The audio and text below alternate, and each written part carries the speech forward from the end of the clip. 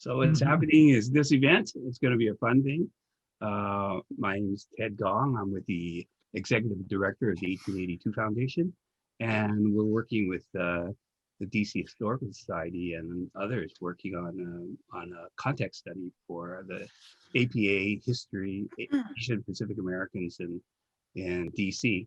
So that's a project we're working on, and one of the things that we're doing to gather the stories that are going to make up this study is to do things like this, to reach out to you, get you guys to come out and say things, and maybe this is going to be the first of a series of approaches or engagements that we have with public, hopefully in person at some time, but certainly more of this online. Can reach out to people, and today it's going to be fun. So I want to remind you also what I said at the very beginning, that this event is going to be recorded. So if you're sensitive about that, make sure your mic is always turned off, and use our chat function if you want to talk to us and exchange ideas.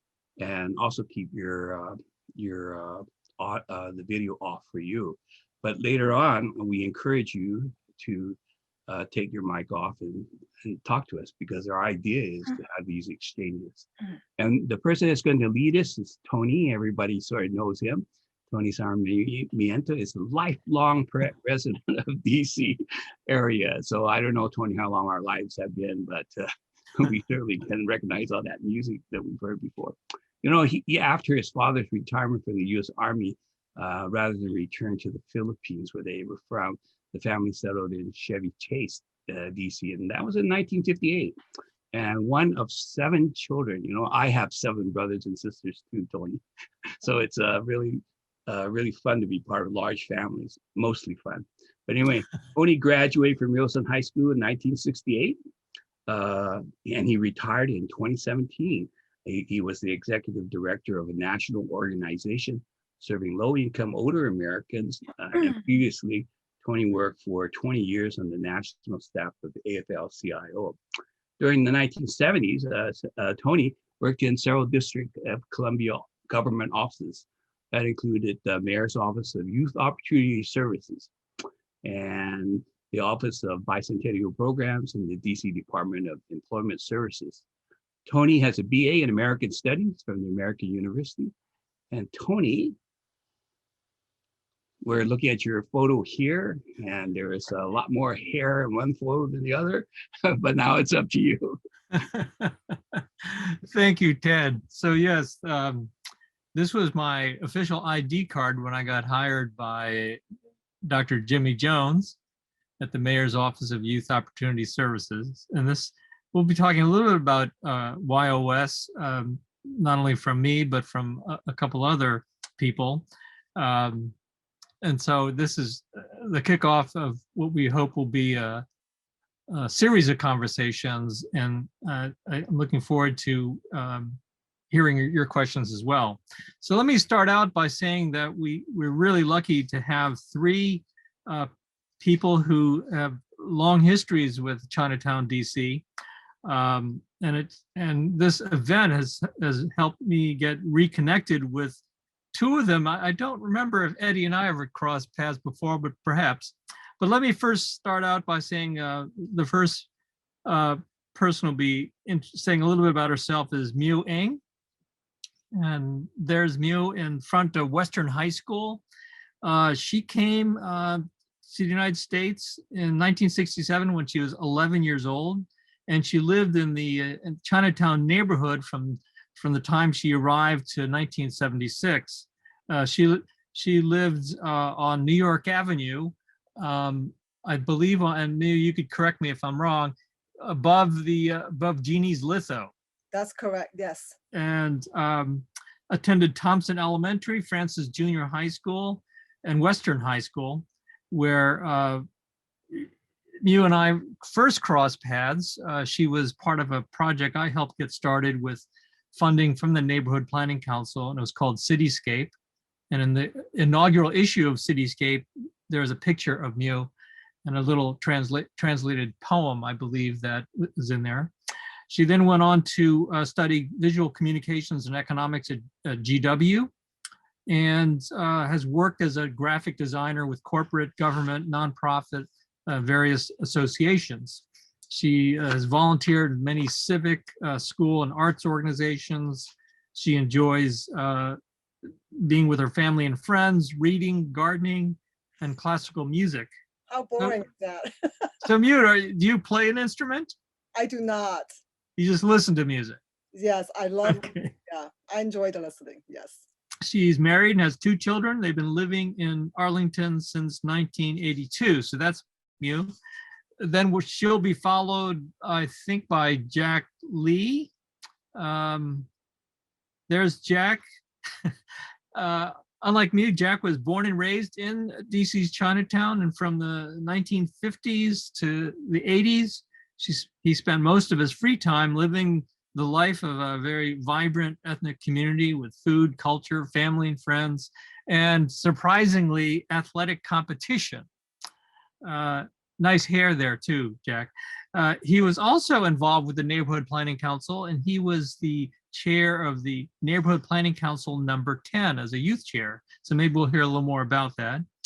He then, perhaps from there, was hired by the same office that I worked for then, the Office of Youth Opportunity Services. He was the second Chinese American staff person working for the youth office.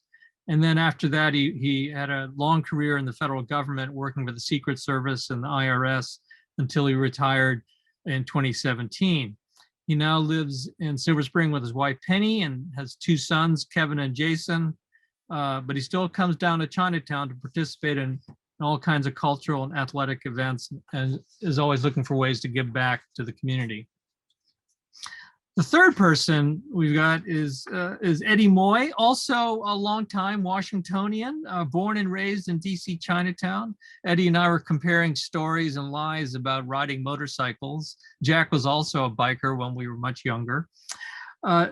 Eddie's grandfather immigrated to the Washington area in the early 1930s, and his father, Ham Moy, came to the United States when he was 12 years old and attended high school in Alexandria, Virginia.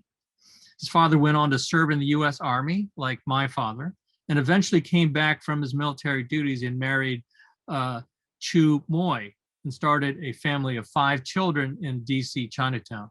Eddie was the 4th of the 5 kids, and he went to Seton Elementary, Jefferson Junior High School, and Western High School. So Eddie, you were at Western before, right? You were there before Miu. But had the same teacher as Miu, Margaret Stevenson, in the photography club. And Margaret and I were the people who started that Cityscape magazine. Eddie graduated from Western in 1972, and then he went on to college, graduating from what was then Federal City College and now University of the District of Columbia. Eddie went to San Francisco after graduation and worked for United Airlines for 3 years. But following his dad's passing in 1980, he returned back to DC to take care of his mom and manage the buildings that the Moy family had accumulated through the years. Eddie's a licensed real estate appraiser and a licensed DC and Maryland real estate agent since 1984. So that's our group. Before we do have a series of questions just to get the discussion going. I want to ask Miu and Jack and Ed, is there anything I bungled in your introduction? Please correct me now. No, you did just fine. Okay.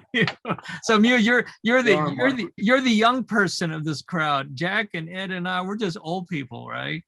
You know, when you're a teenager, 3 or 4 years is a big difference.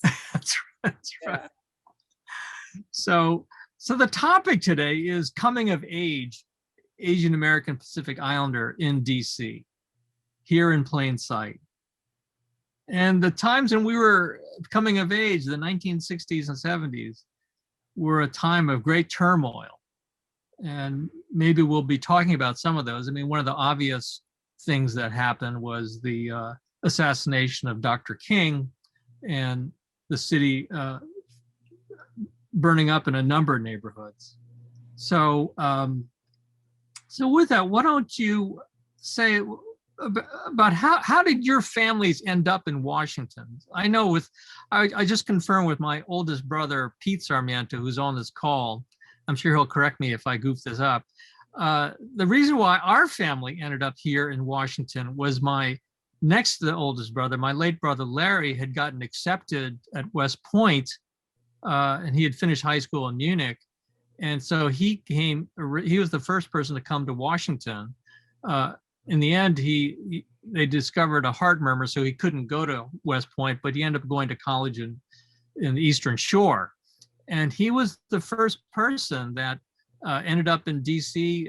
My oldest brother, Pete, joined him, and then the whole family moved down here from Baltimore. My father's original plan was that he would finish his career in the Army, and then we'd all go back to the Philippines to live in the village he grew up in. But with that little change, we've been here since 1958. So Miu, let me ask you, so you came here with as part of a big family, and if I remember right, you were living with one of your grandparents? Yes, we were living in Hong Kong for, I was actually born in China, and came to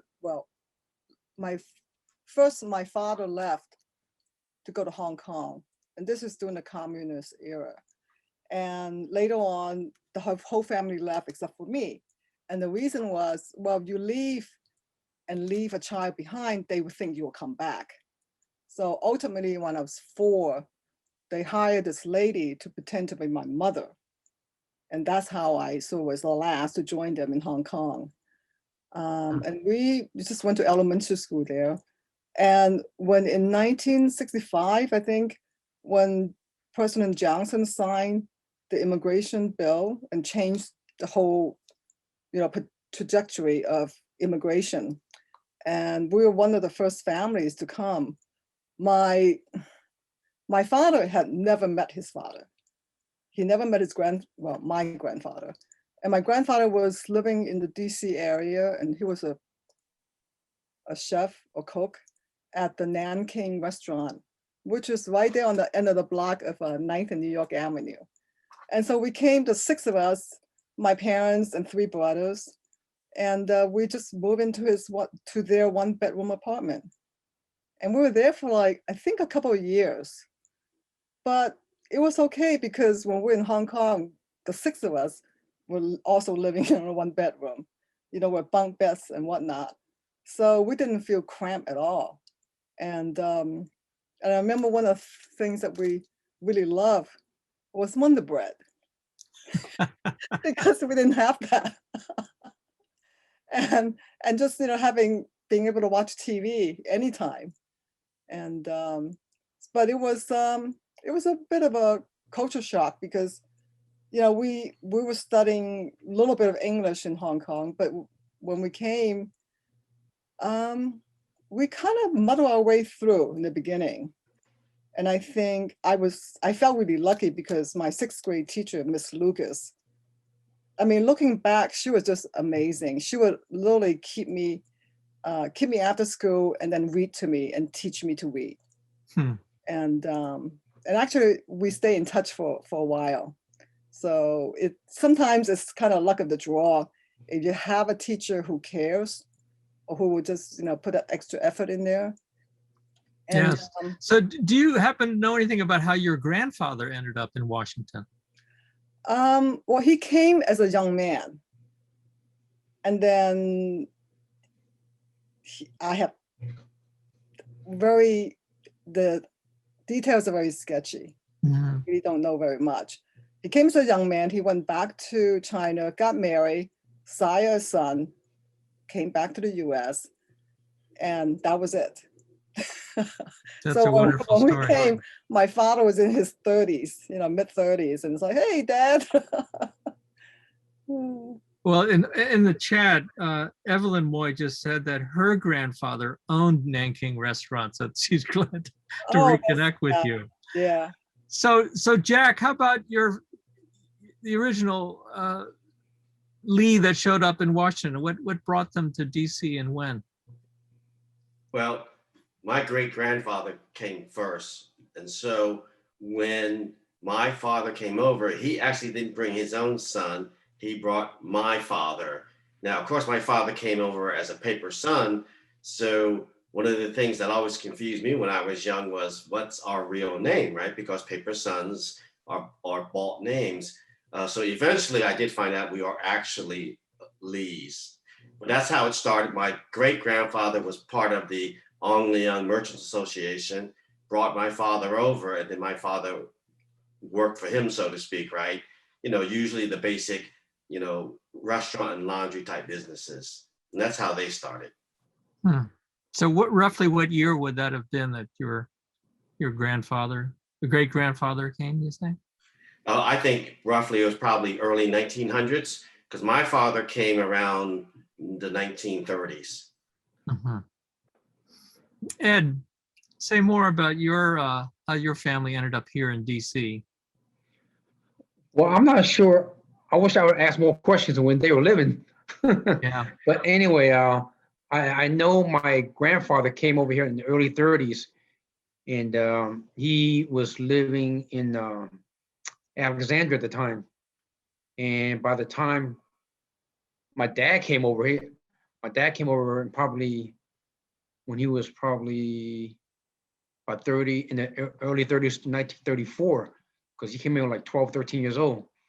And my grandfather had business in Alexandria. My dad went to high school in Alexandria, and then eventually my grandfather bought a place bought a restaurant called Utah Grill, which is right across the street from Ben's Chili Bowl now. So and throughout the years, my grandfather had that for the longest time. And he finally retired after Metro took it over, eminent domain. And then my grandfather eventually got my two aunts, two daughters come on over, and my grandma over, and they all lived in Chinatown then. And my dad, when he was turned 18, he went to the military and served in the U.S. Army. And by the time he got out, he met my mom in China, and then brought her back here in D.C. So I know that when we first started planning this conversation, and I mentioned to Jack that Miu was going to join us, Jack said, "Oh yes, she lived north of New York Avenue," and it prompted us to be talking about. So, what were the boundaries of Chinatown as it grew up, as you were growing up? Did the boundaries change? And were there different subparts of Chinatown, different neighborhoods within Chinatown? Well, for any historian of Washington, the Chinatown area has been a mixture of Jewish history, German history, gay history, and partially Black history. Plus the Surratt House. So really, by the time that I became aware, had any idea of what Chinatown was, we always looked at Chinatown as the north part, Mass Avenue, probably 5th on the east, probably 9th to 10th on the west, and really probably G on the south.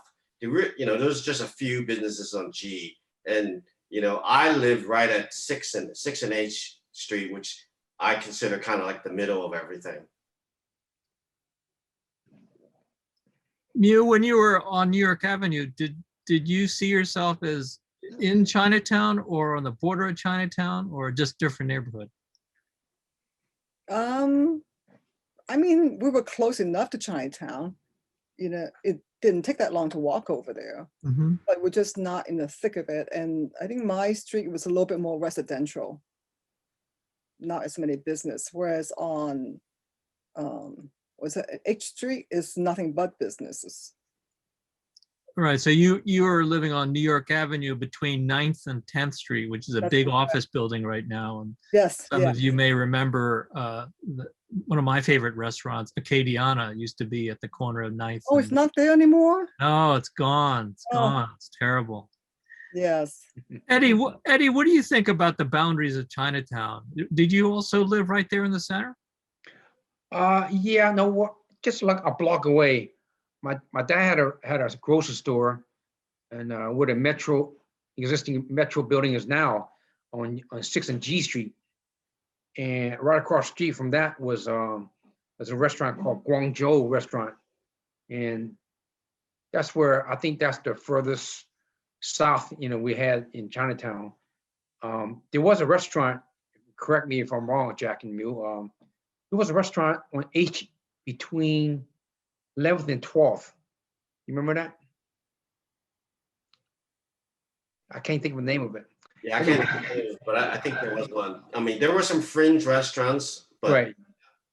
Because it went as far as 9th Street, because a lot of residential on 9th and I. And then on 9th Street, my uncle had a carryout there, in which I worked there for quite a few years during the summers, after school. And my two brothers, Wellington and Ted, anyway, Ted, my second oldest, he's passed away from the 9/11 event from the Pentagon. But the outskirts, 9th Street had a few restaurants. There was a couple of restaurants between 8th Street and 9th Street, but mainly on 8th Street though. Yeah, does anyone remember, I vaguely recall there might have been a Filipino restaurant on H Street, maybe between 10th and 11th, but I might be wrong on that. well, I remember a little Filipino business that was between 5th and 6th, because the one thing they served when I was a kid that I really liked was they would cut up a potato into cubes and fry them, and I would eat them with ketchup and pepper. Somehow Yeah, it doesn't that's sound weak. like it doesn't sound like a traditional Filipino dish to me, but so obviously there was a lot going on in Chinatown itself. As you got older, in your teen years or even in your 20s, were there what other parts of the city did you go to?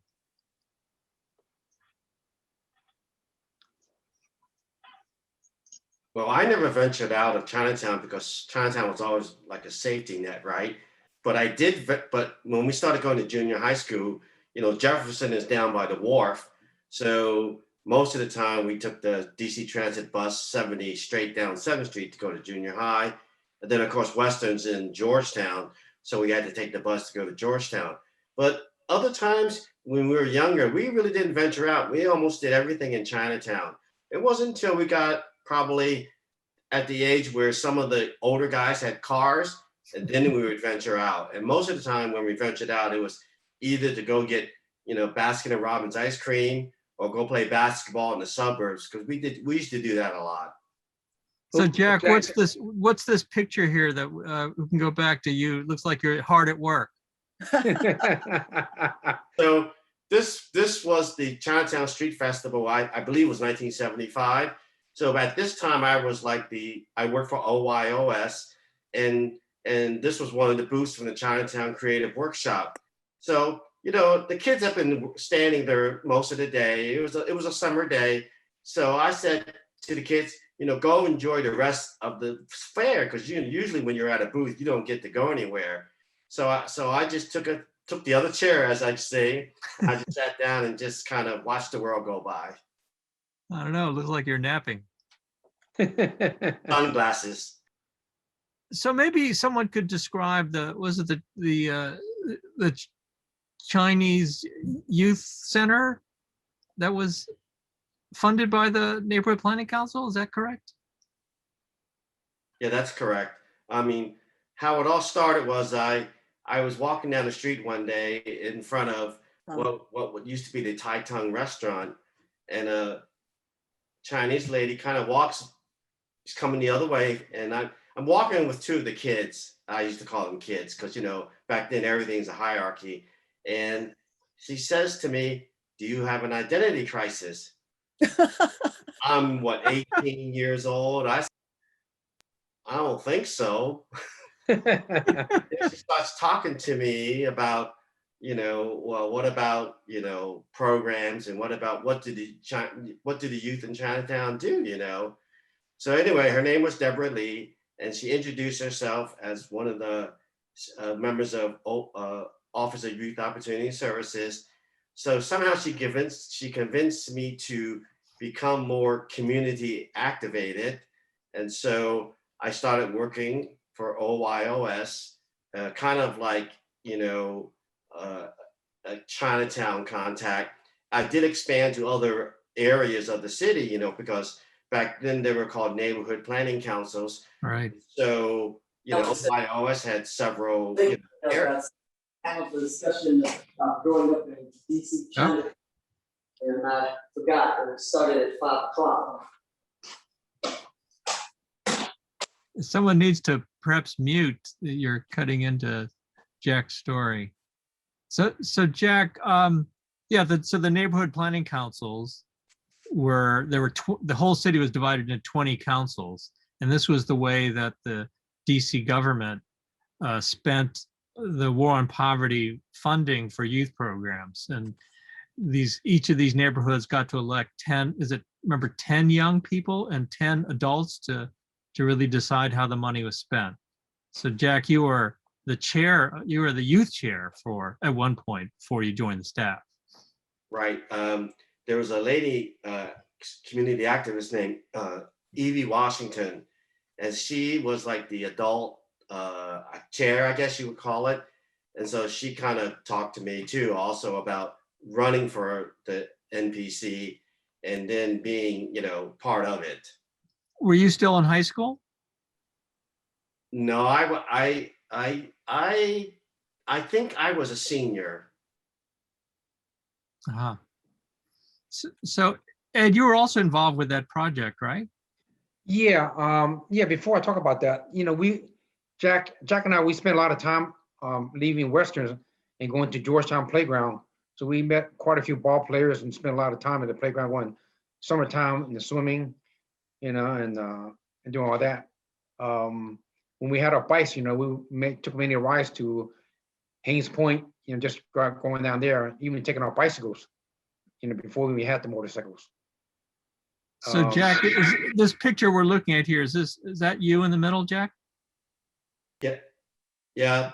This is taken in the alleys of Chinatown where we hung out most of the time. This was our baseball diamond, our football field, just everything we did here. And this picture actually is from the Washingtonian magazine from 1966.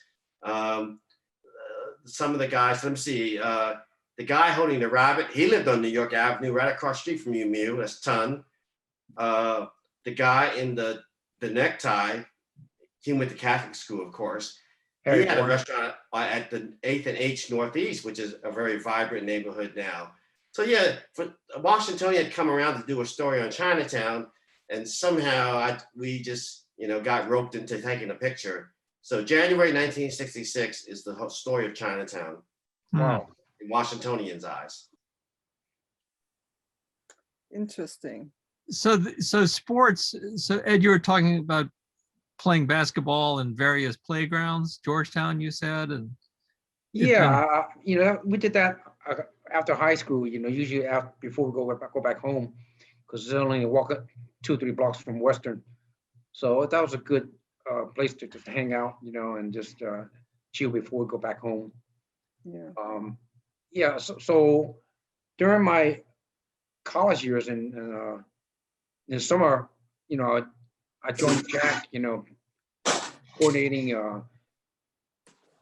the youth program, and we had a lot of fun times. We had money from the mayor's office to run things, for arts and crafts.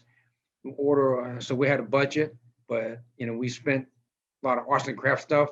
We have trips to Georgetown swimming pool. They even gave us a bus to lease out to go on field trips. One of my funniest stories is that we had we had a trip using their bus going to Hershey Park. And I remember we had probably 20 some kids and maybe half a dozen adults. And so we had a fun trip to Hershey Park, getting late, getting 6, 7 o'clock, getting dark. So we had a long bus ride home. So we had to feed these kids. So I remember right before we got on the bus, I ordered all these chicken, fried chicken for the kids.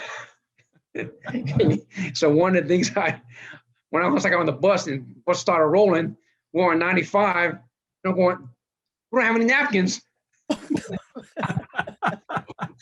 So Wipe on your arm. oh my God, the windows, the bus, and we returned the bus. I remember getting a note from the government, said, man, youth program in Chinatown, what y'all do to my bus? All the windows was all greased up. I thought you were gonna say that we threw the chicken bones out the window. We probably did that too. So Miu, you were involved with another, maybe it was a connected project, Eastern Wind? Yes, but I was also in the program where Jack was sort of like the boss, and then we were like, I guess a bunch of us who were about close to my age. We were the counselors, and then there were the young kids where we kind of work with them on art projects or kind of look after them, or going to the pool, just really. I mean, just to keep them entertained after school and so on. And I had to, thinking back, I never got an impression that that we were that Jack was sort of like our boss, because he was just there to kind of guide us and support whatever we're doing and give us some ideas or like projects. So I think when you are young, you don't really appreciate the help that you get along the way. So I want to say, hey, thanks, Jack. Guidance, Jack. So Jack, it sounds like you grew up okay, right? I don't know. So remains to be seen. Oh, He still wants to grow up. So Miu, can you describe some of the things that we're seeing on the screen? You donated quite a bit of your papers to the Smithsonian Anacostia Community Museum, and that's such a wonderful thing to do. Yeah. Well, hey, better there than in my in my files. Anyways, I remember we worked on Eastern Wind one summer. It must have been my senior year, and there were kids from outside of the Chinatown community that I remember, because well, Robert Lee, he's from the Chinatown area, and he's a little older. I think he was a vet, and he had come back, and so he was sort of in charge of that program. And we had writers.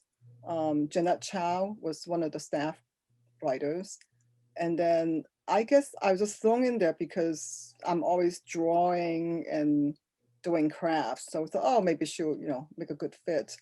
As well as Leanne Ueda. Who else that I could remember? Sandra Wong. I think she was from PG County, if I remember correctly. So it was I just did what I could because I was not a writer. So I was there to sort of. How about George Suhu? Was he there? I don't think he was part of Eastern Wind in that capacity. But Miu, you and Ed were deep in graphics. That was one of the gifts you gave. And wasn't there also a special connection to Jeannie's litho? Well, Yes. I live above Jeannie's litho, but that's about it. But I think Ed has more of a connection with him. Yeah, so Jeannie Litho, I met him through Neil, and Neil Lim, he's a friend of ours. He had I was doing a lot of graphics back then, and I graduated from graphic design, and I had a thesis at FCC before I graduated from college. And one of the freelance jobs I had was from Jeannie Litho. He gave me a lot of jobs from clients that looking for drawings or logos or themes, for their business cards or events coming up. So I made my money doing freelance, a lot of freelancing through Genie Litho. So Genie's Litho was on New York Avenue, and it was a print shop. Correct. Genie was not Chinese, right? No, And- he's American. And he seemed to seem to provide opportunities for some of you and your friends. Correct. Yeah, very nice guy. So that business disappeared. So let's move to your older, as Jack said, you don't have to rely on buses. Somebody in the gang has a car. Where did you all go? Was there organized sports? Was there a basketball just of other Chinese American kids in the metropolitan area, or did you just get into other kinds of leagues?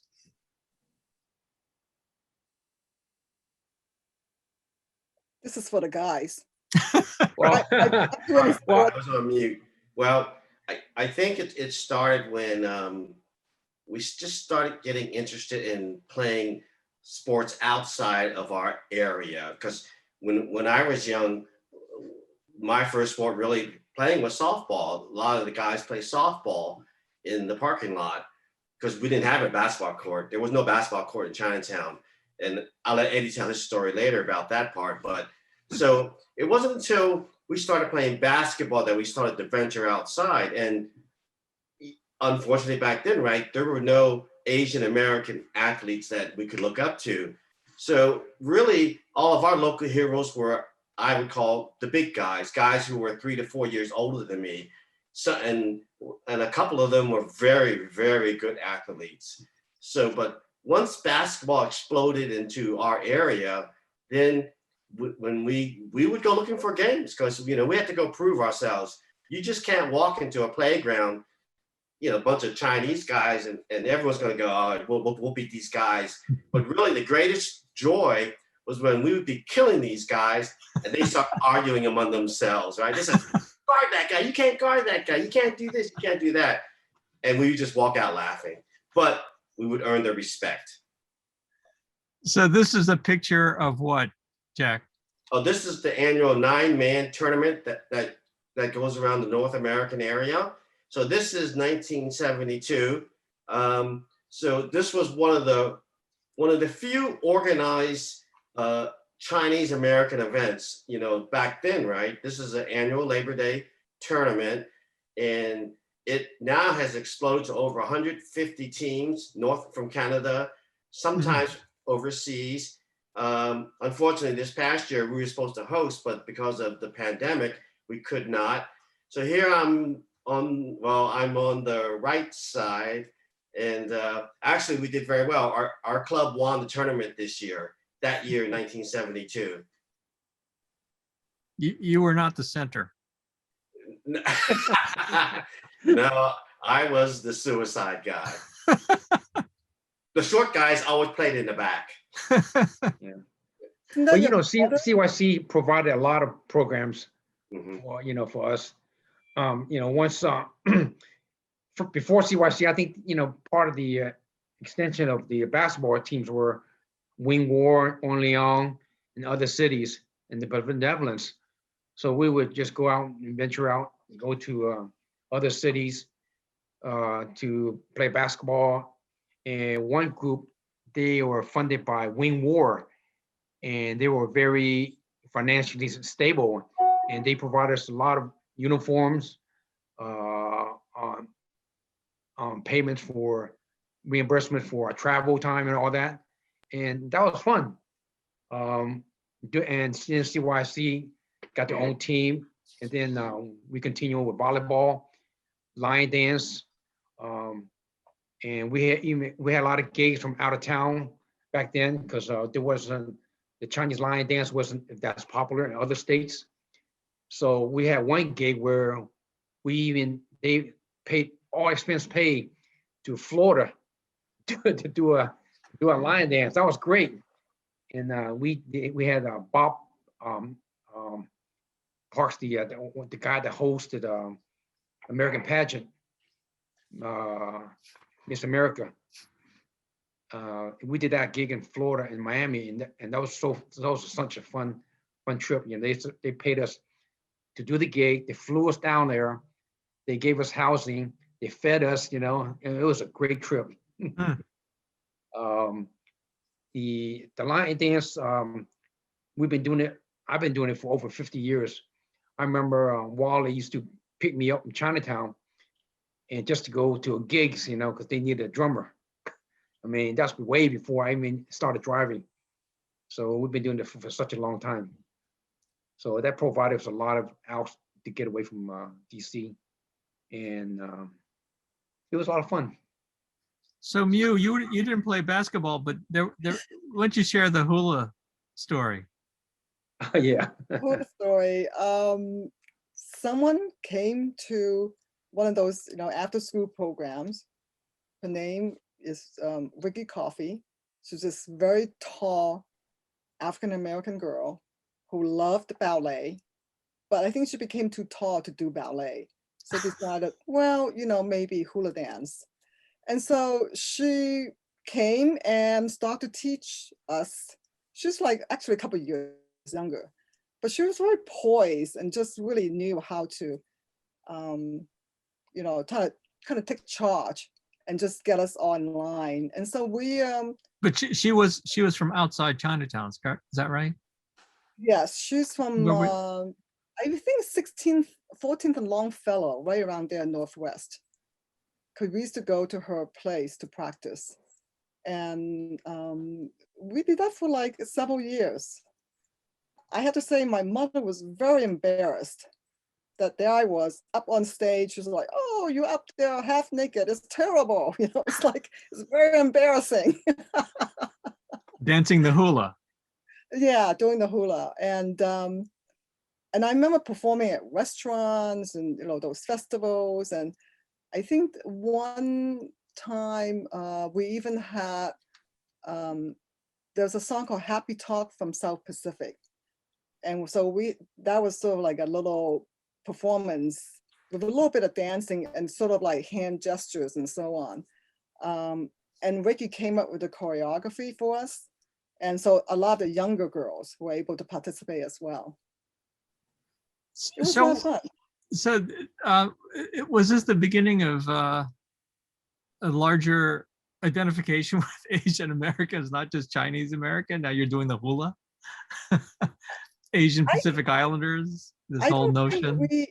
I didn't think that we were limiting ourselves. That, oh, this is something fun, let's try that.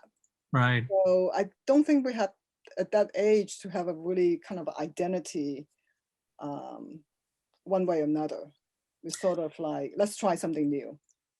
Does anyone, when you think about your growing up, were there other groups of non-Chinese but other Asian American youth groups that you ever encountered?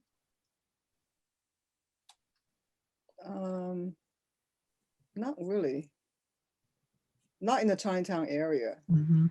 Well, a lot of the Asians, you know, they geared toward Chinatown, you know, and that's how we met a lot of people, you know. I mean, I remember back in the days, in our group, a lot of people just walk up to our group, you know, and they want to hang out because they were new in the city, and whether it be just in Chinatown hanging out or in the streets, or joining us at Calvary Baptist Church, where we spent a lot of time too, and because I had a basketball in that building on the top floor, we spent many days after school playing pool, playing campsites and wood carving, and basketball after school. This is at Calvary Baptist at 8th Street? Yes. Mm-hmm. Right. Do you know if that community center is still there? No, it's not there anymore because there's a gentleman, Paul Robbins, ran the guy side, and Mrs. Shepard ran the girl side. And actually, Mrs. Shepard is still alive, lives in Hyattsville, Maryland. Calvary Baptist Church was one of the first places that actually reached out into the community to have like an after school program. They did camping trips, very nice folks. One of the biggest thing though, and I never thought about it until lately, is that they used to have a softball kind of a league. There was the Chinese team, and then there was the black team. And my brother played for them. So the Chinese team called themselves the Royal Falcons, and the black team called themselves, I think it was the Golden Eagles. But I don't know why it wasn't integrated. I mean, it maybe just turned out that way. And but the church itself was very good. I mean, they reached out because we had no boys club. We didn't have any kind of neighborhood rec center. So that was probably the closest thing to that kind of thing. So let me just ask another question. When you all were growing up, and I think about my own growing up, if someone asked you, would you ever say that you're an Asian American and instead of saying you're a Chinese American? I always said Chinese American. Right. I think in college is when the term Asian American start to, to be used. Mm-hmm. Eddie, when you were in California, did that shape the way you thought about yourself at all?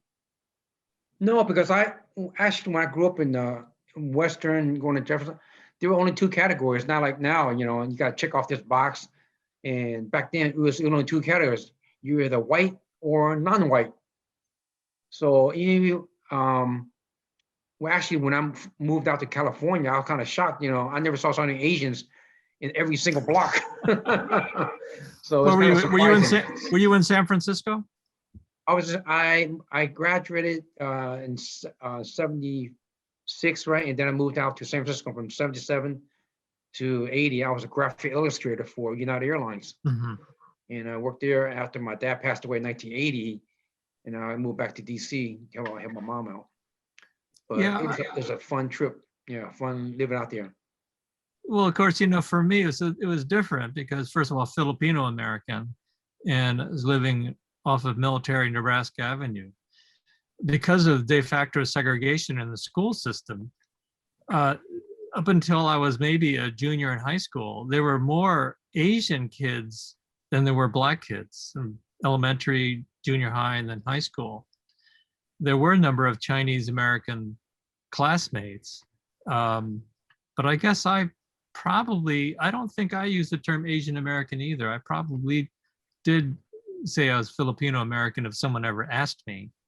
But then growing up and working in DC, sort of Eddie, to your point, it was still white and black.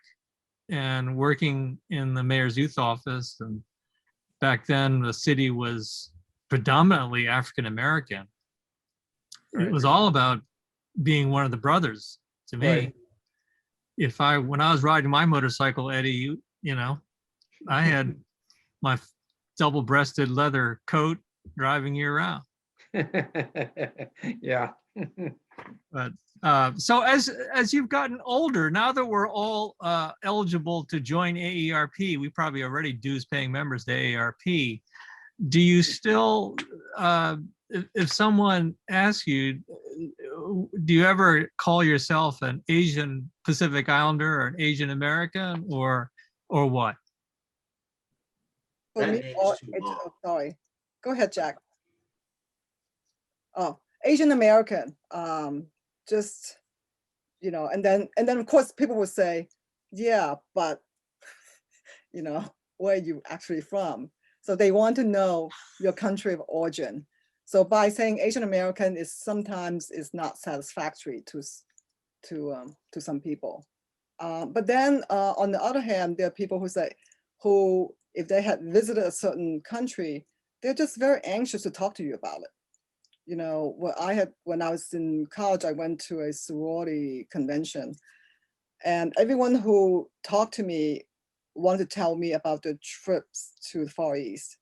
And that was the sort of like their topic of connection. And, and sometimes you can go beyond that, but other times that is their only point of interest. And once they've gotten their story out, then they're ready to talk to the next person. So it was sort of kind of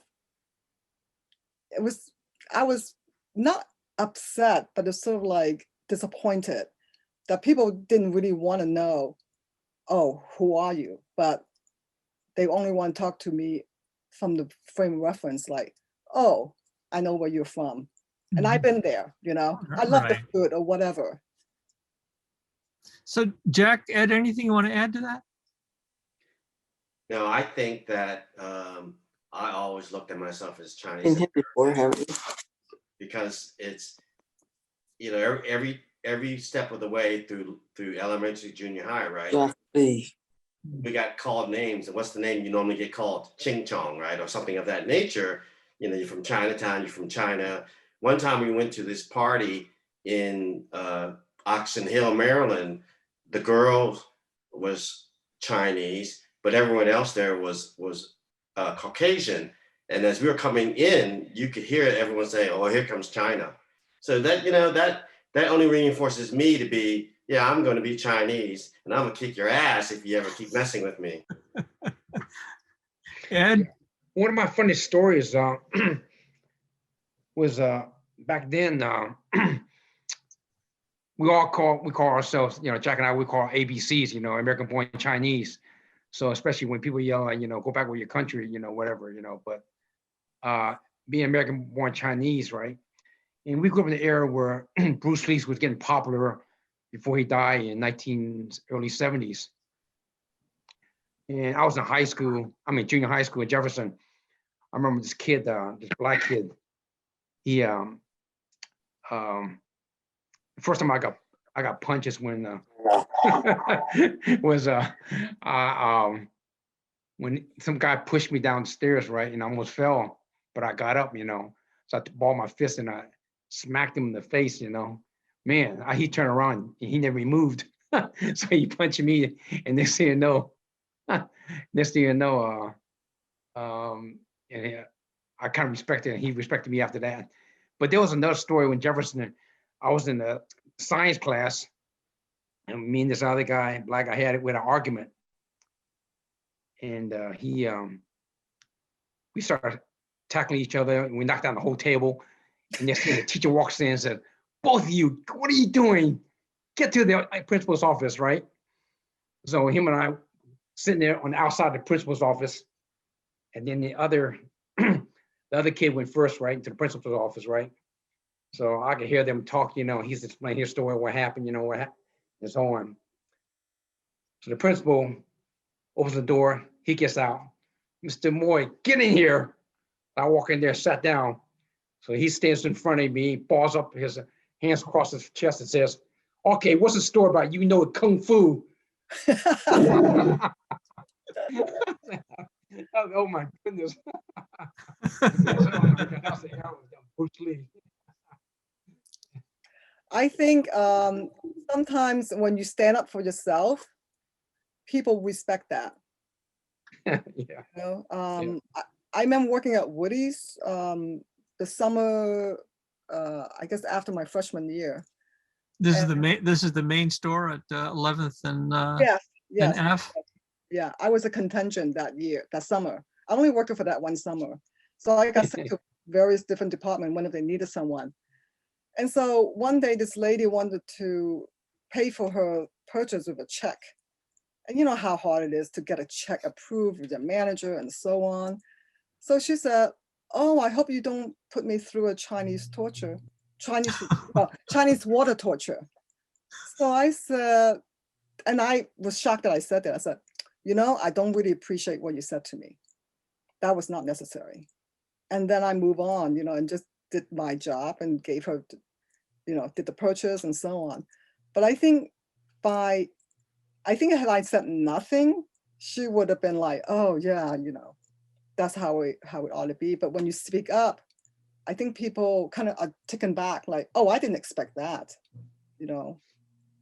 So I think that made me sort of over the years learn to speak up for myself. Mm. Up to a point. Self-esteem. I'm not going to fight someone. Well, and certainly with the recent events of violence and hate against the community, it's This is a question that all of us continue to struggle with, unfortunately. Yeah. Yeah, I'm glad they caught that guy. Yeah, recent one. So why don't we open it up? We've got about 15 minutes for some questions from the audience. I see that my friend Sam Kakas is on. He looks like he's in from in Oakland, I think, and I think Sam was involved with Eastern Winds, if I remember right. Yes, yes. As a token Filipino, probably. The So token, yeah. Sam, jump in. Anything Okay. that you recall from those days, and you were growing up, because you and your sister Rita, who's also on the call, you grew up in Oxon Hill, Fort Washington, right? Yes, Oxon Hill, Maryland, closer to the DC, Southeast DC line. So I do recall very graciously the Eastern Wind years. Thank you to all of you, and it's good to see all of you Yes. right now. I'm here from Oakland, California, 3,000 miles away. I know my screen says Rita Caucus, but I haven't figured out Zoom real well. This is only my second Zoom call. So anyway, what I wanted to say was, if y'all can get to the New York Times website, I just put up a letter to the editor about the anti-Asian violence and how I've been involved in it and so on. And, how basically what it's saying is it's not, hate is not woke, no matter who does it, whether it's a white person or someone else, we need to speak up about it. And so I'm getting ready to write another op-ed piece that I'm going to put in wherever I can get it. And I guess what I wanted to say was, on this anti-Asian violence, I mostly came of age with it here in Oakland. I was a chairperson of something called the Violence Against Asians Task Force, which was set up in the mid-1980s after a lot of Asians, especially Cambodians and Laotians throughout Oakland, were getting firebombed by Black neighbors. And I also spoke up about a Filipino-American family got 2 cross burnings after they moved into a white neighborhood in San Leandro, which is outside of Oakland, just outside of Oakland on the east side. So I basically got vilified for speaking up about the violence in Oakland because a lot of people didn't think that was woke. A lot of people praised me for speaking up about the in op-eds for the violence that was happening in San Leandro. So I think the lesson I got out of all this is that you have to stand up for whatever you believe in, and I have, whether it's violence against Chinese Americans, which I was a victim of when I was in grade school and high school. In grade school, the first thing that happened to me in first grade was a white classmate wrote the word Jap on the back of my white shirt. This is in a Catholic school where you had to wear uniforms that included white shirts. And interestingly enough, the person who wrote it was the same one who I loaned the pencil to. In fact, he probably used the pencil I gave him. And I didn't know what the word Jap was. I didn't know what the word chink was until it was used on me in second grade. Second grade, a Black kid threw me to the ground face first. So what happened to the Asian man in San Francisco, January 28th, where he was fatally thrown to the ground, that struck a responsive chord with me. I'm now writing an op-ed on that. So a lot of my work around this anti-Asian violence has been writing opinion pieces that have shown up everywhere. No, Sam has been at this for a long time. I mean, it's just so great that you're sticking with it. But Sam, let me ask you, when you were growing up, how did you end up at Eastern Wind? Because it was a DC government-funded project, primarily in Chinatown. Were you already involved in sort of Pan-Asian or Asian American Pacific Islander stuff? Yes, I was. A gentleman named Harry Chow, who I'm sure everybody in this call knows. Harry Chow, he was a member of the University of Maryland Chinese Student Association. I met him there. I met his sister Jeanette Chow, because she came to some of the events at University of Maryland, even though she was from, I think she went to GW. I'm not sure. Yeah, I think she went to GW. Yes. And yeah, I was a student at the University of Maryland at that time. I was very lonely. I felt like I was the only Filipino in the whole campus, which was like, oh, I think it was over 25,000 students at that time, mostly white, 95% white. And so I hung out with, you know, people like Harry, who, you know, I just had a lot of camaraderie with, because he would tell me stories about being called, you know, chink and so on. I tell him, well, that's me too. Even though I'm not Chinese, I'm Filipino. And he encouraged me to come to some of their events. He encouraged me later on to take Mandarin, which I took 2 years of. I'm not that good at it. And he encouraged me to go to Chinatown with him. And one day he said, come to this place called Eastern Wind. They put out a newsletter, blah, blah, blah. I got involved with it, and that's how I got hooked up with Eastern Wind. And that's how I wound up being very active with this new thing called the Asian American community, which was very new back then. And so Sam, when were you at Maryland? I was at Maryland from 1973 to 1977. Okay. Got involved with Eastern Wind, I believe, in 1975. So before you joined this Zoom call, Miu had was telling a story about how her family was one of the first to come to the United States after the 1965 immigration law. And the point that I think you're making is that, you know, your family, as well as the Sarmientos, we were here before the 1965 immigration law passed. So it was a very small Filipino community in the DC area back then. Yes. You were either connected to the embassy or you're connected to one of the branches of the service. Correct. And so this notion of Asian American, not surprisingly, didn't really start to blossom until the big waves of immigration after 1965. Now I think we've got Regina who's been posting some comments on the chat. So Regina, why don't you say hello and give us your take on Eastern Wind, or how many lies Sam has just told. Hi, Sam. Long time no see. Hey, Regina. I'm Regina Chow McPhee, and I've known these folks for many years. Actually, I think Jack and I are related. Mom said we were cousins. I've known Miu a long time. She used to be roommates with my sister.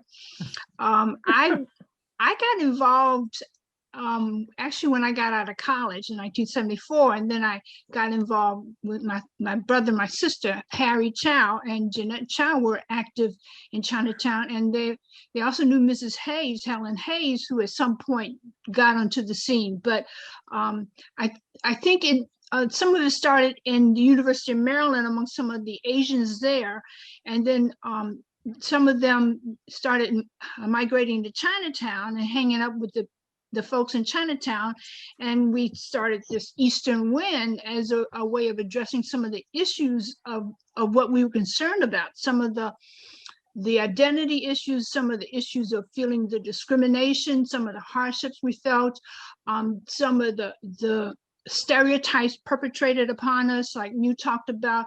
They assume you're from some other country just because you're here, and even though you say you're Asian American, they want to know exactly where you're from. So we felt a connection with each other, and there weren't just Chinese among us. As you see, Sam was there. There were several Japanese people who were in it. Donna Fujioka, who's married to George Guillermo, and George Guillermo, I believe, is your cousin, Sam. That's Isn't right. that right? Yes. Really? Yes. George Here in Oakland, Guillermo is too. involved. Michael Mack, and he's married to Helen Shing's sister, and Helen Shing was also involved. I can't remember Helen Shing's sister's name, but they're in Hong Kong now. But they were involved. The sister, Michael's sister-in-law. No, Michael's wife, actually, she was one of the artists to the Chinatown mural. And so that was one of the big projects we worked on. So we didn't just work on doing Eastern Wind, but we worked with CCBA and some of the other Asian groups, Chinese groups in Chinatown on the huge Chinatown festival. So we got that going, and we partnered with other groups. So Regina, where did you grow up? What neighborhood did you grow up in? I grew up, I went to Shaw Junior High, and I grew up on North Capitol Street, a few miles from the Capitol, not far from McKinley Tech. I went to McKinley Tech, but my family went to Chinatown every weekend. That was our connection. And I went to the Chinese church and grew up in the Chinese church. And it was when the Chinese church was not in the current location, but in a previous location. Yeah. And that was another connection. Some of us knew each other through the Chinese church. Where was the Chinese church located? You said the one I remember was on L Street, right? Yes. Yes. Yes. I think 4th and L, was that it? Miu? I think it was around 12th Street. Yeah, I remember around 12th and L, but was it located in a different place before that? It was 11th, between 10th and 11th on L. Hey, Okay. this is Rita. It's on 1011 L Street, between 10th and 11th Street, L Street. Uh-huh. It was brought over by the church moved in 2000, and it moved because of our growing congregation. And the property was bought by the next door. At that time, some military hotel or whatever it was for it. Where did the church move to? It's on To Chinatown, to current Chinatown. But Where before it is that, now. 59. You know, actually, the Chinese church was originally in Chinatown, where Chinatown is, but because Dr. C.C. Hong, who was against gambling, and there was much gambling going on in Chinatown at the time, so they kind of threatened him, and he moved the church to that location that they're talking about, was at L Street, and then at some point later on, the church moved back to Chinatown. But you know, what raises that is that there were different groups of Chinese and other Asians existing at that time in the 60s and the 70s. And so you do have the religious people, or those affiliated with the Chinese church, but you also have those who are in Chinatown, and some were affiliated with the church and some not. But there was another important organization, that sports team in Chinatown. Jack, you were a member of that group? What was the name of that group that played volleyball, the volleyball group? So that was another key group that existed, you know, at the time, and they had a lot of activity. They traveled, a travel volleyball team. but don't forget that, Regina, there was also, before the church moved to 5th and I now, they were at the black church, sharing the church at a black church on Vermont and on Massachusetts Avenue. Yeah. And 9th. Yeah. They were there temporary. Jack, did you have something to add to that? No, I think Regina was talking about Chinese Youth Club. CYC. So Yes. but Regina also mentioned the mural. Miu, you worked on that mural, right? Yes, Yeah. I did. I was one of the, I remember doing the scaling of the, so the mural was very, was drawn up on like a 11 by 17 sheet of paper. And then we cut it off and was able to, to scale it up into each panel, masonite panel. And I don't even remember how long it took for us to do all that work. I remember it was I believe it started in the spring and went through the summer, and and we were pushing to finish it for a big event in Chinatown. So it took a few months. What? Anyone have a picture of that?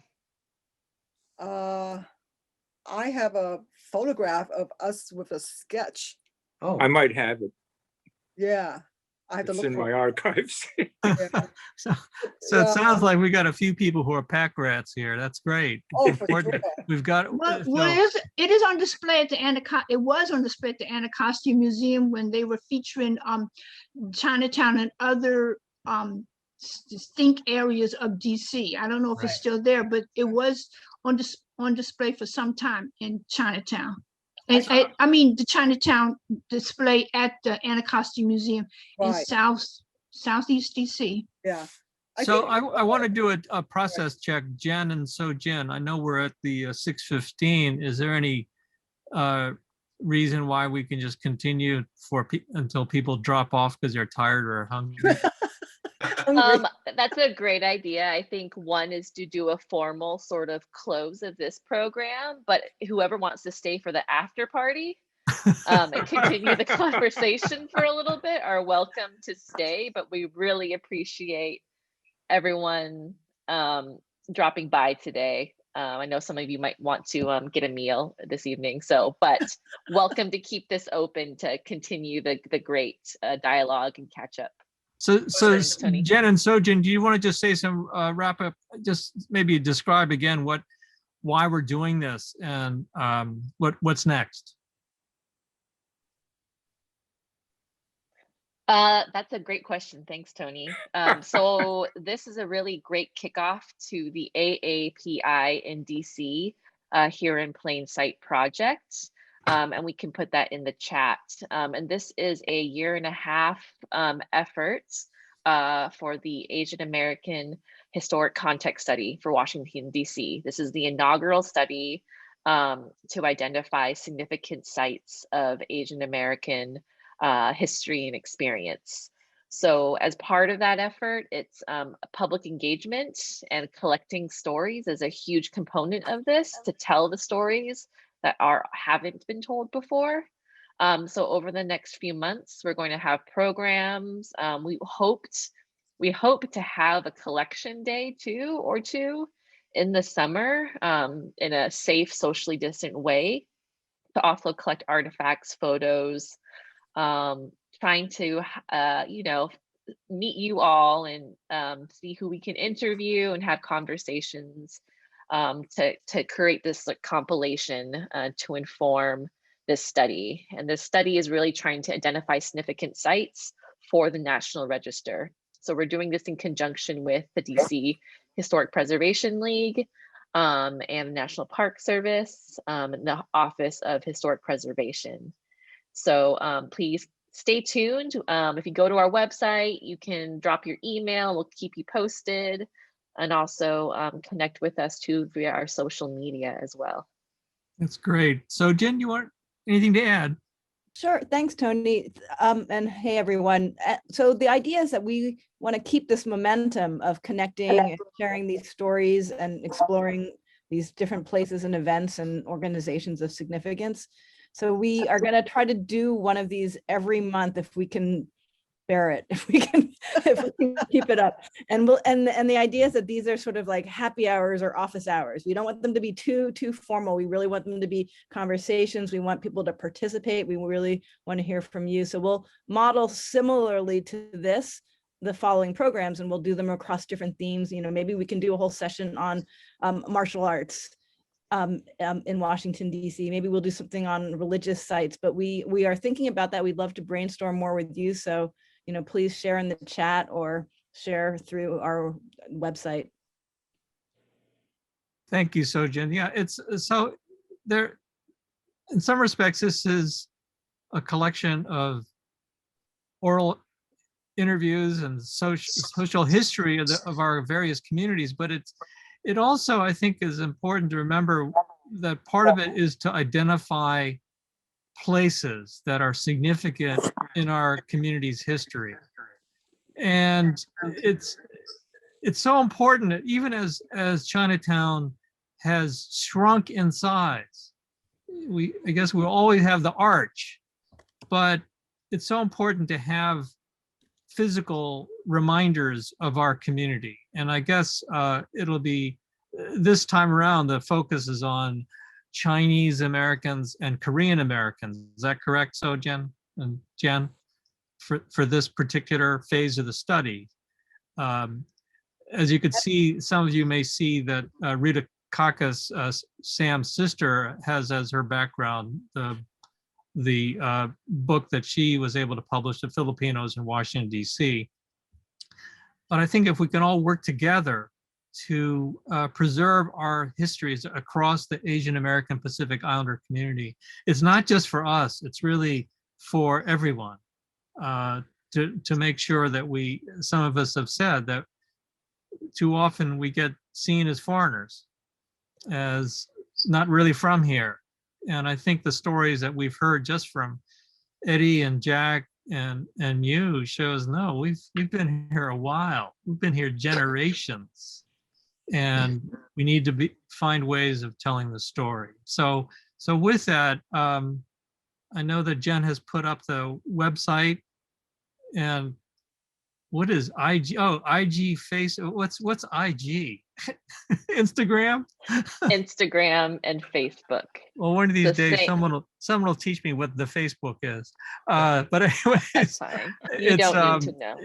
It'll be important for us to stay in touch. So with that, why don't we just, anyone who wants to drop off because they didn't sign up for a 5-hour marathon, we want to thank you for joining this discussion, and please stay in touch with us. And now I think this is what did you call it, Jen? The after party? Yeah. Now we're going to really let it all hang out, really tell stories about. So this is where Regina will actually tell what lies Sam told. Rita will follow Live to up. tell. And my oldest brother Pete's raising his hand, so I gotta go with my oldest brother. Can you hear me? Yep. Yeah, well, hello, everybody. How you doing? Hey, Hi. I'm probably the oldest one in the whole panel here. He's definitely the oldest one. And I know about Chinatown. I used to hang out in Chinatown back in 1958 on up. And we miss Chinatown because a lot of Filipinos, we used to have a big shindig on New Year's Eve. There's one restaurant that's open after New Year's Eve, China Inn. I don't know what Mr. Lee, I don't know what he had, Mr. Jack Lee related to Mr. Lee who owns that building. Of course, he had their kids that when they were in college, of course, they didn't take, I met the father, he said, well, nobody wants to take over the restaurant. They're all engineers and scientists, too much work. So he sold the whole thing. But that's the Filipino hangout in DC, right in the China Inn. And that time, a lot of the restaurants, it's just between 4th to 9th Street, and from G to probably not even where the arena right now. That's probably the block of Chinatown. Mostly all the buildings out there is really, you know, a lot of restaurants. And in fact, I was running around with a guy, a Filipino guy who's became a consul in the Philippine embassy here back in the 50s. And I didn't even know where they hang out. They call it Pai Q. It's a Chinese gang. It's like a dominoes out there. And it's like a little place that does not even have any facades. It looked like an old shack between where, see now, the entrance to the metro. If you go towards the 4th Street, 1 block down, in between that. And Jack, you probably remember Jack Lee, the place you went to see the Filipino restaurant there, a little cubbyhole is MMB. That's the only one exists there back in those days. And next door is where the gambling casino is. In fact, this guy, the diplomat, he said if they raided it, tell them don't talk Tagalog, which is our native tongue, and just say the you speak Chinese, you start making all kinds of sound like a Chinaman because they don't want to be involved. He's a diplomat. And it's be crazy to be caught over there. But I see some people who are policemen, they go out there, I think they just want to get some food free. So they go out there and instead of rounding up the people, the Chinese, the one who's running the gambling store, they just covered up the whole place out there. And Rita, So, Rita, I don't remember reading any of this stuff in your book. no, he would. Yeah. We didn't have those kind of secrets in my book, but I do want to say that another really big hangout for Filipinos was the barber shop at 6th Street and H, and it was right above the Miu Eng grocery store. And so my dad would go to the barber shop. I think it seemed like every Sunday. Is that right, Sam? And then my mom would go to do her shopping down in the basement. So we would go with my mom. And one of the things that she would always get were her ingredients for making the Filipino egg rolls. And I just remember she would always scoop up those mung beans, those, what do you call bean sprouts. And that to me was just, you could only get these bean sprouts in Chinatown. So that's our memory of being Filipino in Chinatown. Was there a Filipino barbershop? Wasn't there a Filipino barbershop on top of the second floor on 5th and 5th and H? I think it was 6th and H. 6th and H. Yeah, 6th. And the two guys who ran it were Benny and Daniel Manantan. No, that's 5th Daniel and H. It's my godfather. Yeah. I think that was 5th and H. Yes, 5th and H. Okay, yeah. So Right. were there any other Chinatowns in the metropolitan Washington area? No. No, I don't think so. Yeah, I don't. I mean, there were Chinese restaurants spread out, right? There was the Peking up on Connecticut Avenue, and Well, the It's history funny- of Chinatown started at the Federal Triangle. right there where the archives is now, right? That was the original location for Kind of Chinatown. where actually the east wing of the National Gallery of Art. Yeah. Yeah, so it was when the building of those buildings that moved the Chinatown up to H Street. Correct. Correct. So Sam, do you remember other Asian Pacific Islanders that were non-Chinese that were involved in sort of this growing movement? Yeah, Leanne Ueda, Japanese American. And there's another person, his name is, I forget, but he's Korean American. I think he was the only Korean American in the group. There's another guy, oh Sam, my gosh, he was a journalist. He went to the Portland Oregonian.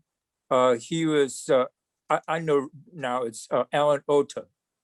Oh, yeah. Alan Ota, he went to Portland Oregonian after getting a journalism, I guess it was a fellowship or something like that. And I knew him until like the 1990s. I think he still might be in the Portland area if he's not with the Oregonian. But we should try to he's the reach guy out to that- him. I did reach out to him, I think in the 90s or the early outs after the 2000s, but I guess I've lost track ever since. And then there was a Japanese American, another Japanese American guy. He stuck out because he had a major beard, and he grew his hair very, very long, longer than mine was in 75. I think it's Yashimoto, Jim Yashimoto. Jim, He was another Maryland guy from Chicago. He went back to Chicago, and I've lost track of him since the 1980s. So those are the two that stick out. So Regina, did I hear you say that Harry Chow's your brother? Yes. So where's Yes. Harry? I know that Ted tried. His wife retired, and they had a retirement party for her Oh. today. Wow. What he still, that's his excuse for not joining us? Harry is also a little IT challenged. And some folks in our group some are IT challenged and some are not. I But don't then, know. you know. Some of my friends would say, we're going to take away his Asian card. You deal with the IT better than that. So Harry, I'm trying to remember if, so Sam, would I have met Harry? Yes. Yeah, Yes, you We have met Harry Jeanette too. at least 3 times. Yes. Yeah. Harry was a photographer in DC. He memorialized many of the events, and his Yes. photographs were used in Eastern Wind as well as at the Smithsonian Folklife Festival, and some of his photographs are at the Anacostia Museum and also in various projects documenting DC Chinatown's history, because he took a lot of photographs. He was sort of the Corky Lee of DC's Chinatown, just like Right. O.C. Lee's the photographer on the West Coast. Right. So Harry worked on the mural as well. We had several fantastic artists who worked on the mural. Miu worked on it, and Leanne and some other people. Do you remember who else? Miu? Mikio Tagashi. Yes. So Miu, I'm going to put you on the spot. Well, I'm going to ask Jack and Eddie too. So, I mean, one of the things that's obvious to anybody is that the Chinatown community had its own divisions, and I wonder if there's anything you could say about Miu as someone who was not born and raised like in Chinatown, like Jack and Eddie. Did you feel like an outsider even within Chinatown, and just Sometimes, what was that like? Sometimes, because and I think it really came from the older generation. Yes. Because there's a division of like, oh, Juksing, Jukha. You know, it's like the Juksing are the people who are born here. They're like the bamboo, they're hollow, they don't know anything. The Jukha is like, I don't know what Jukha means, to be honest. Other than hollow. Not hollow. Yes. No, that's true.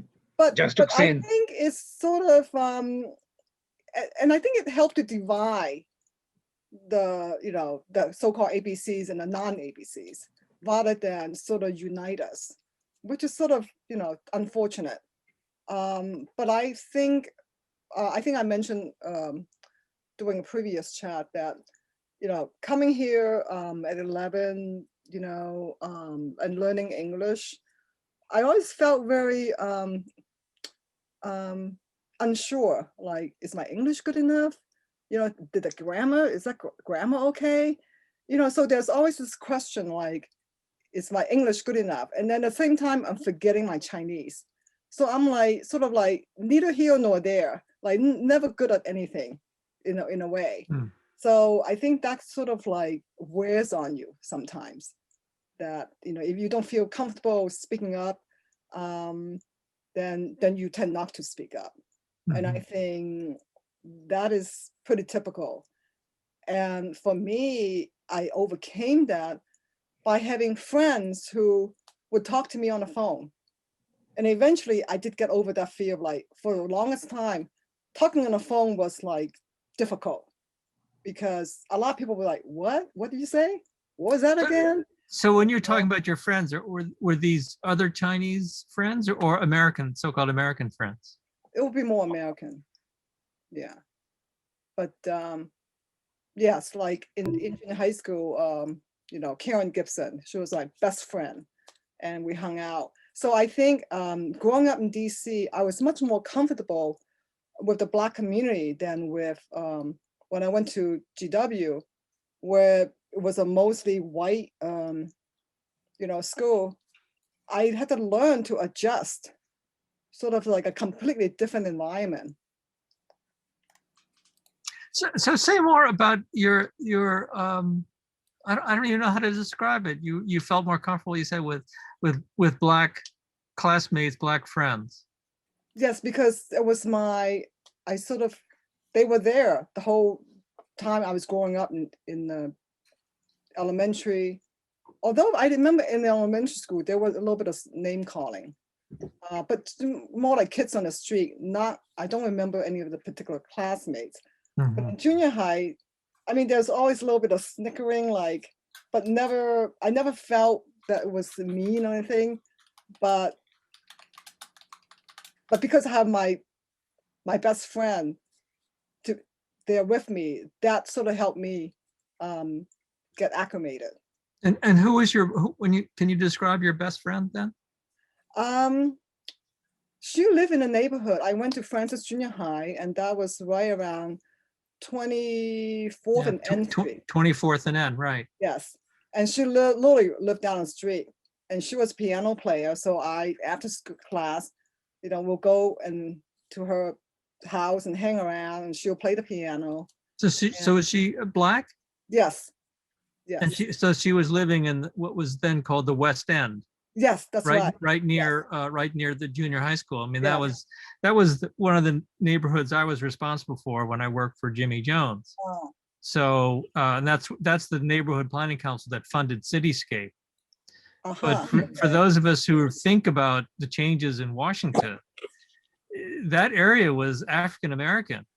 Just south of DuPont Circle, from 15th Street, let's say, to Georgetown. Of course, even the eastern part of Georgetown was largely African American. That's why you still had the black churches there. So that's very interesting that she was your best friend. Yes. So Jack and Eddie, I want to pick on you. So why'd you give Miu such a hard time just because she wasn't born in Chinatown? They did not give me a hard time. Wasn't that bad. You're putting words in my mouth. They were trying to. They decided they're going to toughen you up. But, Tony, the funny thing is, the OYOS program in Chinatown, most of those kids were immigrant children. People born in Hong Kong. So really, that kind of gave me a little bridge to that group. Otherwise, all of us were all ABCs. So, OYOS programs actually did help bridge some of that. But I got to ask Pete, does he still know how to gamble? You're asking my older brother, huh? Yes, I'm very familiar with those little places he's talking about. Hey, it was those days when we ate McDonald's or go to a nicer restaurant. So I think that place is going to have a historic plaque. It's pretty close to one. It does. Many days, you see somebody sitting in the back of a police car, pointing out all the Asians, who are involved, staying outside in front. So Sam, if I don't know why, but somehow I think you and I got involved, maybe crossed paths on some of the issues around African Americans rather than the Filipino community because it was so small. Yes, when we were coming up. I think so. So, you have any thoughts about the connection between, Asians and African Americans back then? The only thing I could think of is that, I'm an Asian American Studies major when I'm at Maryland.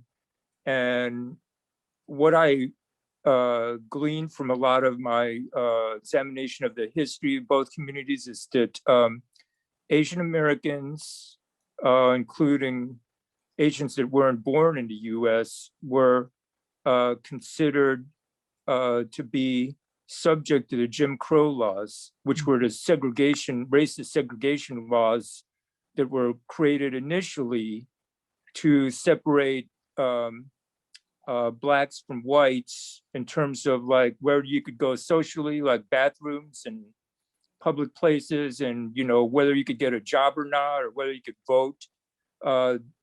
There were instances for Filipinos, for example, where we tried to go into court, and I believe this is in California, and tried to say, well, we're not black, we're we're one of the Malay race, which is the, you know, where all Filipinos originated from. Well, I should interject with that, with saying that there were some Filipinos that originated directly in Africa who were in the southern part of the Philippines, but a lot of Filipinos originated from this race called the Malay race, which was in the upper peninsula of the Southeast Asian continent.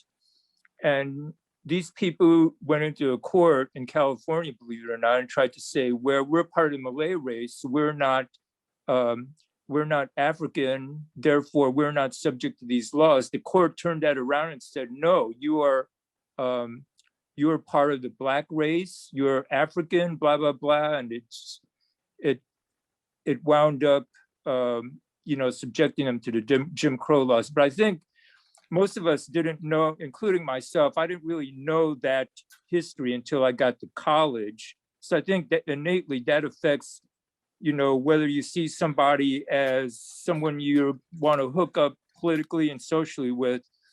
But I think with me, personally, I think that it's a lot of like with what Regina said, a lot of her classmates were Black. Well, a lot of the people that I hung out with at Maryland, besides Harry Chow, were Black. And in high school, that was true as well. I went to— Where'd you go to high school? Okay, so my first 2 years, that's a pretty complicated story. My first 2 years, I went to a really preppy, mostly white school in DC called Gonzaga, Aloysius Gonzaga. It's named after the saint Aloysius Gonzaga, which is at North Capitol and I think K Street or H. Yeah. And then my grades were so bad and I was bullied so much by most of the white kids that my parents took me aside and said, "Where do you want to go?" I said, "Carroll." Archbishop Carroll up the street, which is basically like a football factory. They were always number 2 in basketball because DeMatha, which was the number 1 basketball school all over the country, including DC. Yeah. Carroll was like number 2. So I went to Carroll. It was a mostly Black school. From the get-go, the Black kids all respected me. When did you come out of Carroll? What year did you graduate? 1973. So I came out the same year as, and maybe some of you won't know this, but I came out the same year as Eddie Jordan. Ed Montgomery Jordan, who was a All-American at Rutgers in basketball. He was definitely an All-Metro in DC in basketball. Ed Jordan, he wound up playing with the Lakers behind Magic Johnson in the 80s, I believe it was. I graduated with him and he always respected the heck out of me. Is it true though, is it true that Jack used to kick your ass on the court? Yes, it was. Yes, but I blocked a lot of his shots too. But he never asked me, how did you learn to block a shot? Blah blah blah. Because that was a situation when I blocked the Black kids' shots. They could never figure out how the hell can a Chinese guy jump up that high and block my shot, or intercept your pass or stop you from passing it in, which is why I often got picked for a lot of pickup games in Carroll High School. Regina, when did you come out of McKinley? In 1970. 1970. I need to point out something. So the Washington D.C. Public school systems and the school system was desegregated in the 60s. Yeah, 67. And so Blacks and whites went to school together, and Asians were in the same school system. But many Asian Americans, and at that time was mainly Chinese Americans and other Asian Pacific Islanders, those who lived in the city went to schools with mainly African Americans. And we generally were accepted among the African American community. And at that time in the 60s, especially 50s and 60s, Washington, D.C. was really a Southern town. A lot of African Americans who were here and other people, Caucasians, others came from the South. And what's interesting is that the schools were filled with many Southerners because Virginia and some other Southern states refused to desegregate. So some of those who could have, the African American families who could afford it, sent their children to northern schools, Washington, D.C. being one of them. So we went to school with a lot of Southerners. I remember going to school with people from Alabama, West Virginia, South Carolina, North Carolina, and I imagine that is true for Miu, for Jack, for all of us. But the public schools that were predominantly Caucasian, like Western and Jefferson and Wilson, they were predominantly Caucasian because they were in an area that was predominantly Caucasian. So it reflected the population of the area, but because it had to get desegregated, it had to accept more and more people of color, African Americans and others. Where did you go to junior high school? I went to Shaw Junior High School. Shaw, and that's right. You mentioned that was a rough junior high school. It was rough, but that was the old Shaw. That was the Shaw old at Shaw 7th, Junior High School. 7th and Rhode Island Avenue. Yes, and it was originally African American, all African, and it was tough back then. You had to be tough to survive. But the one good thing is I met Dr. King when I was there. Dr. Martin Luther King drove to our school because he was supposed to participate in the march, and so I got to meet Dr. King, and that was cool. Where did you live? I lived on at that time it was on North Capitol Street between 1st and 2nd Street. And it was partly residential, partly a business. And originally it was mixed. It had Italians who lived there and African Americans. But as time went on, the Italians and some of the other Caucasians moved out to the suburbs, and more African Americans moved in. So it changed. We had a laundry there, and so how did your family end up in DC, and how far back does it go? As I recall, my grandfather came here and brought his children. So roughly what year would that have been? Oh my gosh, I don't remember. I don't remember, but I could tell you he's one of the people who started the Lee Association.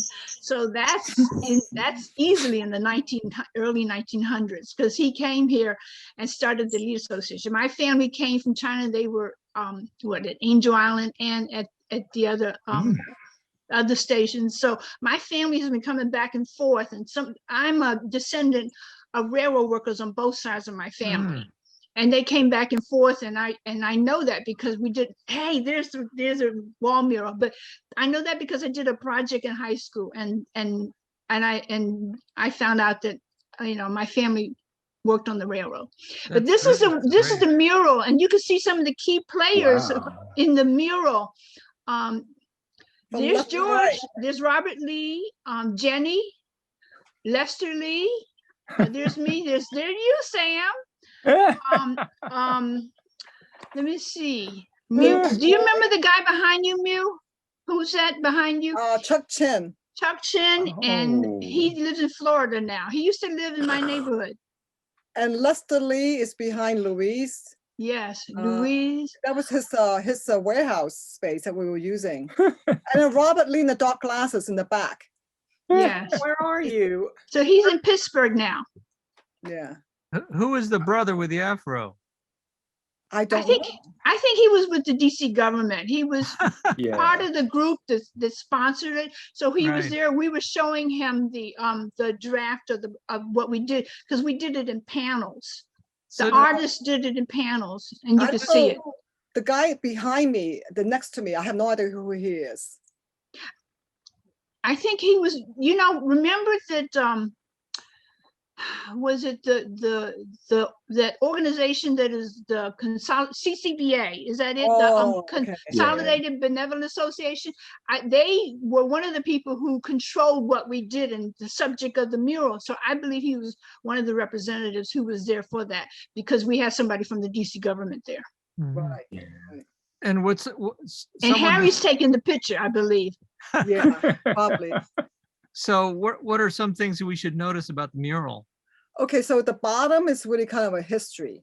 Mm-hmm. So, coming across the Pacific, in the ships, and then there's kind of looking back, and then the railroad. So that's the sort of the bottom 3 panels is sort of the backstory.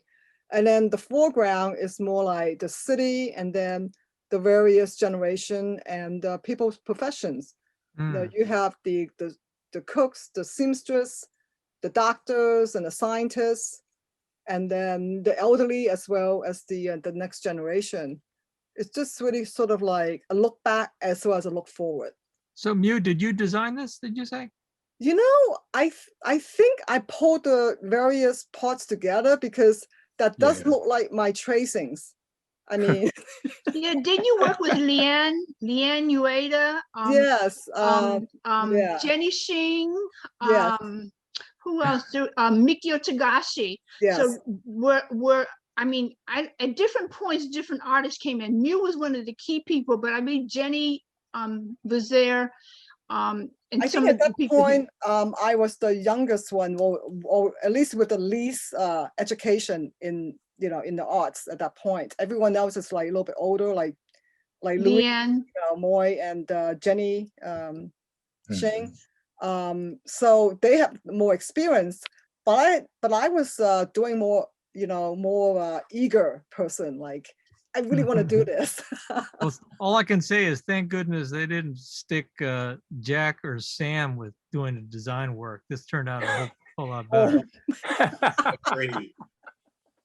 We all have our strengths. That's great picture. And I can tell you one thing that the Eastern Wind wanted to do was to make it an Asian American mural, but I remember that we were given instructions. This is in Chinatown, and it's got to be mainly Chinese. And that is something that used to stick in our craw for many of us, because we were striving to towards brotherhood, sisterhood, of aligning with other AAPIs. But I think we did a great job, though, trying to make it look neutral, right, Miu? Hey, don't they say we all look alike? Yeah, I was about to say that the guy with the stethoscope, he could be passing for a Filipino, There you go. Yeah. Yes. Yeah. So what year was this again? I think it was 1978. 75. 75. Oh, Let me see. So I think 1975. right. Yeah. So it might have been, I wonder if this was also, you were, part of the city trying to figure out how to celebrate the bicentennial in a way which wasn't all just, Right. white bread. And we were trying to complete it on time for a big street festival. You remember, Miu? There was a big, we were trying to get it done, to put it up on the murals, and then have that big street festival celebration. Right. So it could have been time with the bicentennial. It wasn't up for that long. It was up for a few years. Yeah, a few years. That's it. Yeah. But the mural just started disintegrating, because remember, it was made of wood, and I guess the powers that be decided it was time for it to come down and put the arch up there. Yeah. Plus, that was valuable property. They sold that whole property, so the mural came down. That's when they constructing the metro there. Yes. Yeah. But it started deteriorating, and unfortunately, it had to come down. I don't know where it is or what happened. Do you know? No idea. In some campos. So before we wrap up, is there anyone who hasn't had a chance to say anything that's been wanting to jump in on this? People like Sam and me, we always like to hog the microphone. What about Harry Lee? He's had some good comments. Harry, you want to jump in? Hey Sam, which one is you in the photo? I was wondering that too. He was the middle one with the white turtleneck sweater. Yep. With the long hair. Show that picture again. Right, the one sitting down. Yeah. Yeah, right in front of the okay. Gina. The voice sounds familiar. I just couldn't figure out which one were you.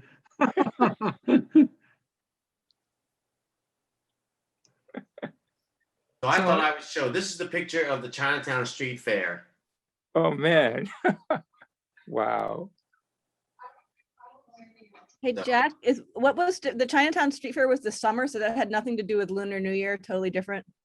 Totally different. How long did that go for? I think a week. I I mean, don't actually remember.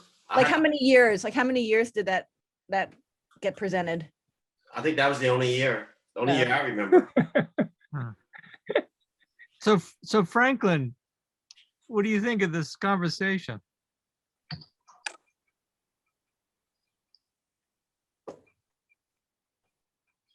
Gotta unmute.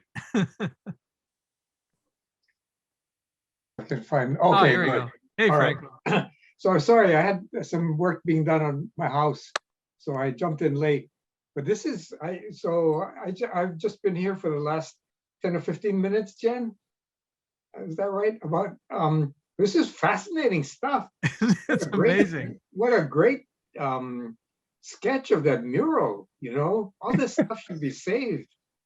And so I'm assuming this session is being recorded, so that's great. Hi, Rita. Long time no see. Hi, Franklin. Good to see you. Yeah, been a while. No, Regina, how do you know for sure your both sides of your family are railroad workers? When I was in high school, I did a history project, and we were supposed to do a family tree. So I interviewed my mother and got a lot of information and wrote down names, and she remembered that. She told me about our family coming back and forth to America, working on the railroads and coming, bringing the money back to and coming back to Guangdong, Toisan. And she gave me the names and I wrote it all down, but I lost all that when I turned in my project, and I just didn't, I don't know what happened. So unfortunately, I don't remember the name of my ancestors, but I did go to the 150th anniversary celebration in Utah and talk with my cousin who was there, who told me on our father's side, her father, my father related, that she knew that she's also a descendant of the railroad workers, and she has that information. So that's how I know through that history project in high school. And my mother gave me names, but unfortunately I didn't keep all that. Well, do you mind if I give your name to my colleague at Stanford, Gordon Chang? He's been trying to do a lot of research on railroad workers. Do you know I him? met Gordon Chang at the 150th anniversary. I bought his book. Okay. Yeah, I think it would be cool. Okay. Well, that's great. So, yeah, so it is recorded. And so Jin and Jen, did we accomplish what we had hoped to do?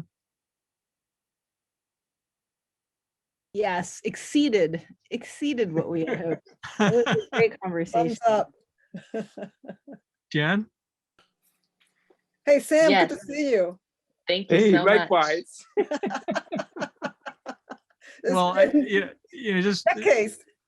as I got, I just agreed to be an advisor. Then all of a sudden, I got stuck being the moderator, and You are excellent. You did a great job. So I said, yeah, this makes a lot of sense. Filipino American interviewing 3 Chinese Americans about Chinatown. Yeah, that makes sense. You can be more objective. Yeah. You're a No, world guy, Tony. It was great fun, and it was so great to reconnect with Jack, because as I said at the beginning, Jack and I used to work together with Dr. Jones's office, and I met Miu when she was in high school at Western, and then Eddie, it was so great to see that you also worked with Margaret Stevenson. She passed just last year. She a photography teacher at Western, and both Miu and Eddie had her as a teacher. And Miu, I really appreciate your comments about the importance that having a teacher that cares for you. Oh, yes. It can make a big difference. My mother was a teacher before she married my father, and she taught me how to read before I started school. And then I just remember all the teachers I had at elementary school and junior high and high school. These are you think back about how your lives were changed by the way they spent just a little bit more time with you. You know, Ed and I had the same graphic design teacher. His name is Sam Molina. And Now, was this at Western or is it no, this where is at else? GW. At See, GW?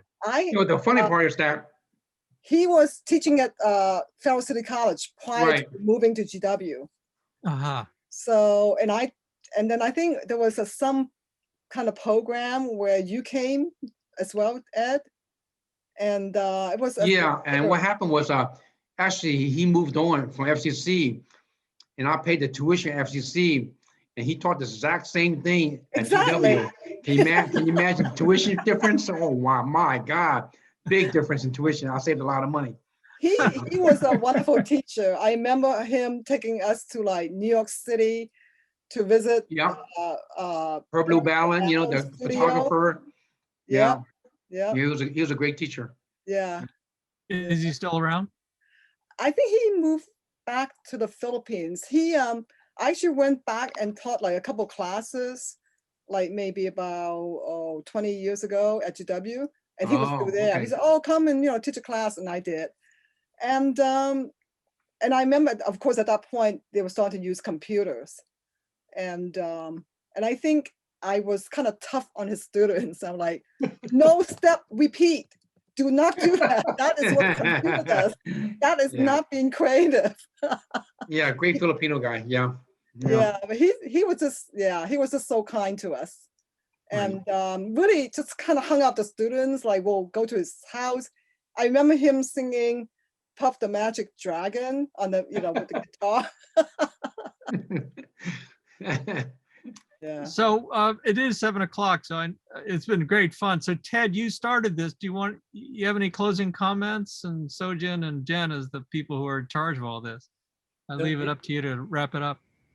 No, it's great. Now, I started off saying this is going to be a fun event, and it really was. And it was so informative. I love the idea of how casual it actually is.